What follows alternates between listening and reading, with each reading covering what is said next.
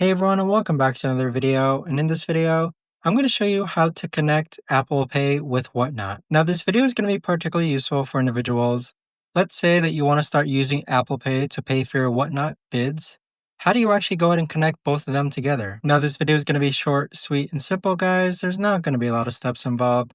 So first, let's hop onto our Whatnot account. Next, click on the bottom right-hand corner where it says account. From here, click on payments and shipping, and then click on the pencil icon next to where it says add payment method. Next, click on Apple Pay. And then what's going to happen is that you have some blurred out information here, but you're going to go ahead and connect Apple Pay by clicking on the double side button on your iPhone. But simply just follow the on-screen prompts here, guys, and there you have it. But that right there, guys, is the best and easiest way that I know of to actually go ahead and connect Apple Pay with Whatnot.